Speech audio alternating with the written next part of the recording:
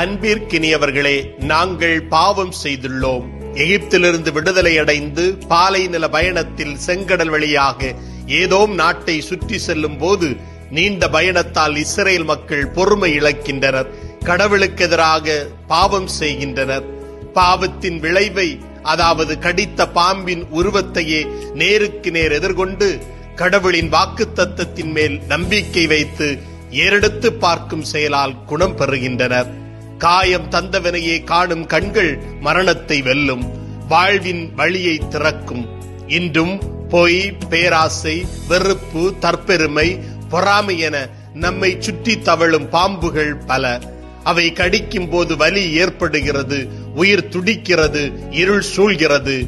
ஆனால் அந்த வெண்கல உருவம் போல நம்முடைய பாவத்தின் விஷத்தை தாமே ஏற்று சிலுவையில் உயர்த்தப்பட்ட இயேசு நிற்கிறார். தவறு செய்தோம் என்று ஒப்புக்கொள்ளாமல் வலியை மறைத்து அவரை விட்டு ஓடினால் வீழ்ச்சி நிச்சயம். அவரை ஏறெடுத்து பார்ப்போம். அதுவே மனம் திரும்புதல், அதுவே நம்பிக்கை, அதுவே உயிர் பிழைத்தலுக்கான வழி. ஜெபிப்போம். இறைவா, நாங்கள் பாவம் செய்துள்ளோம் என்று ஒப்புக்கொள்ளும் தைரியத்தையும் உம்மிடம் திரும்பி வரும் நம்பிக்கையையும் எமக்குத் தாரும். ஆமேன்.